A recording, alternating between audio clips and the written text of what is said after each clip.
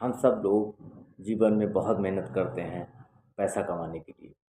दिन रात एक कर देते हैं, भागम भाग ज़िंदगी।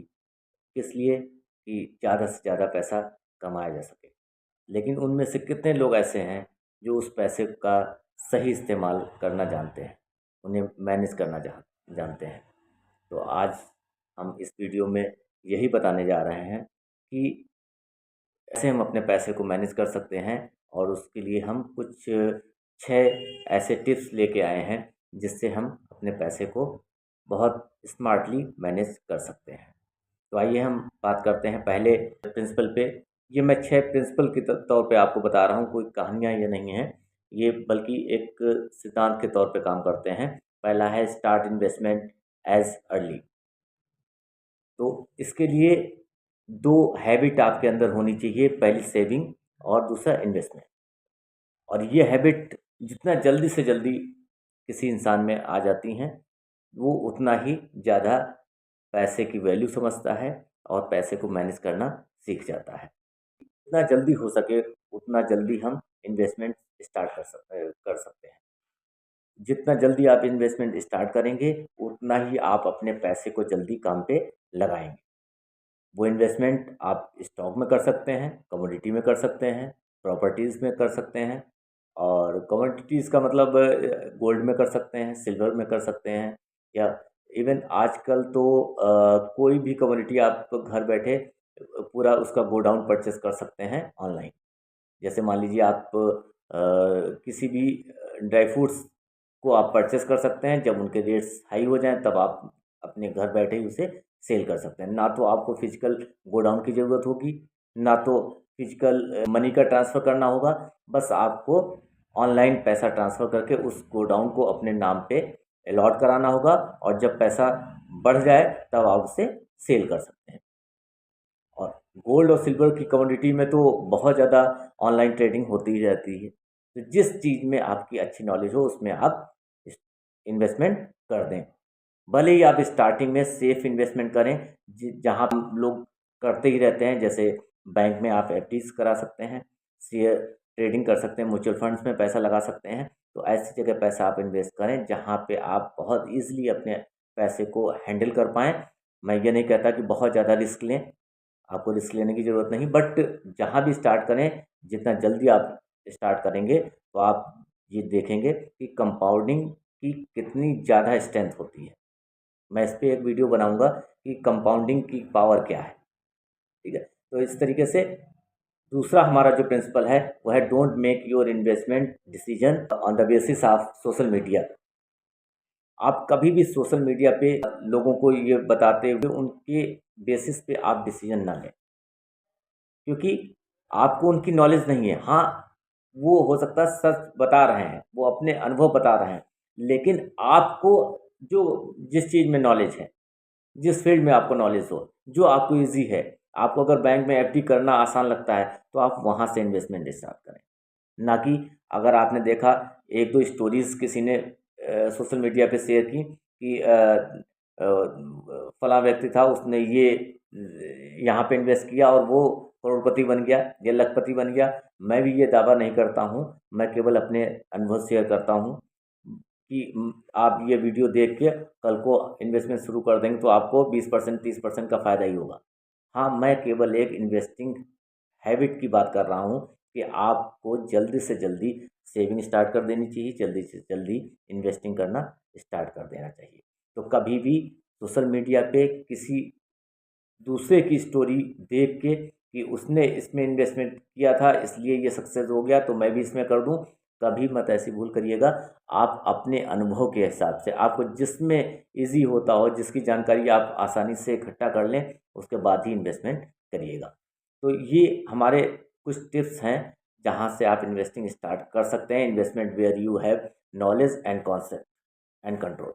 तो जिन चीज़ों पे, जिन इन्वेस्टिंग वेज़ में आप ज़्यादा कंफर्टेबल हैं, जिनकी जानकारी आपको है, जिन पे कंट्रोल आपका है, तो वहीं पे अपना पैसा इन्वेस्ट करें, जिससे आपका पैसा कहीं फंसे ना। ठीक है? दूसरा है never make investment decision by listening to 1 और 2 सक्सेस स्टोरीज़। तो किसी ऐसी स्टोरीज के बारे में जान के पढ़कर आप कभी भी डिसीजन ना लें जो कहीं सोशल मीडिया पे पोस्ट कर दी गई हो।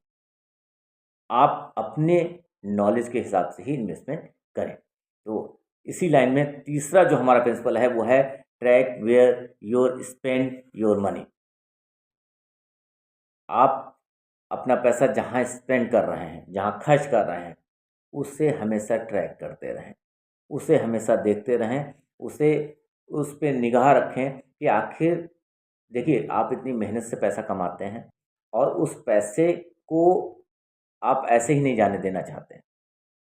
आप देखें आप खर्च कहाँ कर रहे हैं, क्योंकि खर्च करते समय हमें शायद उस समय ये ध्यान नहीं रहता है कि हमारा कितना पैसा हमारे पास बचा है, कितना पैसा कहाँ से आना है या कैसे-कैसे हमने कमाया है। तुरंत हमें ज़रूरत हुई हमने खर्च कर दिया। तो खर्च तो कर दीजिए, लेकिन उसके बाद देखिए कौन से खर्चे को हम बचा सकते थे, जो नेक्स्ट टाइम से हम ना करें। तो आपको अपने किए जाने वाले खर्चों पे भी अपनी नज़र बनाए रखनी होगी। ये भी एक पार्ट है अपने पैसे को मैनेज करने का। केवल पैसा कमा के ही पैसे को मैनेज नहीं किया जा सकता, कि उसके साथ-साथ आपको पैसा कहाँ खर्च कर रहे हैं, उस पे भी ध्यान देना होगा। मैं ये नहीं कहता बहुत ही आवश्यक नेसेसरी जो भी चीज़ें हैं उन्हें आप रोक दें। मैं बात कर रहा हूँ कि बहुत ज़्यादा लग्ज़रियस चीज़ों पे अगर आप वेस्ट कर रहे हैं तो उन पे आप मैनेज कर सकते हैं। तो आप अपने खर्चों पे ज़रूर निगाह बनाए रखें। Never do expense to show off. अगला जो हमारा प्रिंसिपल है, फोर्थ प्रिंसिपल जो है वो है never do expense to show off. कभी भी शो ऑफ पे आप खर्च ना करें, कभी भी। आप ये देख के कि पड़ोसी नई कार लेके आया है तो मैं भी नई गाड़ी ले लूँ। आपके पास जो है वही अच्छी है। आपका काम चल रहा है, एक कार आपके पास है, अगर वो बहुत पुरानी नहीं हुई है, बहुत ज़्यादा ख़राब हालत में नहीं है तो उसे बदलने की कोई ज़रूरत नहीं है। आप महँगा घर ले रहे हैं तो उस पे भी यहाँ तक कि कुछ तो एक्सपर्ट ये कहते हैं कि आप अपना पहला घर भी तब तक ना लें जब तक काफ़ी ज़िम्मेदारियाँ आप पूरी ना कर चुके हों। क्योंकि बहुत सा पैसा हमारा घर बनाने में लग जाता है। लोग होम लोन लेते हैं 20 से 30 साल तक के लिए, और अगर उसी ट्रैप में वो फँसे रहेंगे तो बाकी की लाइफ कैसे जिएँगे? लेकिन मैं मानता हूँ कि चलो पहला घर जो होता है उसके साथ इमोशनल अटैचमेंट होता है इंसान का, तो पहला घर जितना जल्दी हो सके वो बना सकता है। बट अगर सेकंड हाउस आप ले रहे हैं तो कभी भी उसे एज़ ए इन्वेस्टमेंट लोन लेकर ना करें। आपके पास पैसा है तो आप प्रॉपर्टी में पैसा लगा सकते हैं, बट आप सोचें कि मैं लोन लेके मकान बना लूँगा, फिर वो मेंटेनेंस उसका किराए पे भी अगर आप प्रॉपर्टी उठा रहे हैं तो किराएदार कभी मिला कभी नहीं मिला, लेकिन आपकी इंस्टॉलमेंट तो बराबर जाएगी। अगर आपके पास पैसा है तो आप प्रॉपर्टी खरीद सकते हैं, उसमें लॉस नहीं है। बट लोन लेके प्रॉपर्टी बनाना शायद ये थोड़ा-सा रिस्की रहेगा। हाँ, आप लें, अगर प्रॉपर्टी लेना ही चाहते हैं लोन लेके, तो आप कमर्शियल प्रॉपर्टी लें, जैसे शॉप्स हैं, आप लें और उन्हें रेंट पे दें। हमेशा कमर्शियल जो प्रॉपर्टी होती है उसकी वैल्यू जल्दी बढ़ती है और जल्दी ही वो रेंटल होती है। लेट आउट के लिए हमेशा कमर्शियल प्रॉपर्टी लें। सेल्फ ऑक्यूपेशन के लिए तो चलिए पहला हाउस है तो मैं राय दूँगा, अदरवाइज़ सेकंड हाउस के लिए कभी भी अच्छा इन्वेस्टमेंट नहीं माना जाएगा। तो इसी क्रम में हमारा अगला जो प्रिंसिपल है वो है keep your friendship and investment separately. कभी भी दोस्ती और विनियोग को एक साथ जोड़ के ना चलें। कोई दोस्त आया आपके पास, कहा मैंने एक एजेंसी ले रखी है आपकी इंश्योरेंस की, या कोई एक प्लान हमने लिया है, हमने किसी कंपनी को जॉइन किया है, उसका प्लान आपको दिखाता है कि आप इसमें पैसा लगा दें, आपका पैसा बहुत जल्दी डबल होगा या पैसा स्ट्रेंथ पकड़ेगा। आप केवल उसकी बात को ध्यान से सुनें। फिर ये देखें क्या मेरी ज़रूरत के हिसाब से ये बात सही कह रहा है या नहीं। केवल इस वजह से उसमें इन्वेस्टमेंट ना कर दें कि ये मेरा दोस्त है और मुझे इसमें इन्वेस्ट कर देना चाहिए। कल को वो ये कंपनी छोड़ सकता है, दूसरी कंपनी ज्वाइन करेगा, दूसरा प्लान लेके आपके पास आएगा, आपसे ये कहेगा कि आप ये ले लीजिए, तो क्या आप वो ले लेंगे? तो हमेशा ये चीज़ ध्यान रखें कि कोई भी प्लान लेते समय आप अपना भी देखें कि वाक़ई हमें भी क्या इस चीज़ की ज़रूरत है या नहीं है, उसी हिसाब से अपने पैसे को वहाँ पे लगाएँ। तो जिससे आपकी फ्रेंडशिप भी सेपरेट रहेगी और आपका इन्वेस्टमेंट जो आपका पैसा है, वो अच्छी जगह काम पे लगेगा। अगला जो प्रिंसिपल हमारा है, जो 6 जो प्रिंसिपल है, वो है income must increase year on year. आप अपने पैसे का, अपनी इनकम को साल दर साल हमेशा बढ़ाते रहें। क्योंकि अगर आज आपकी सैलरी 50,000 है, कल को नेक्स्ट ईयर भी अगर वो 50 ही रहती है, तो आपका पैसा कम हो रहा है।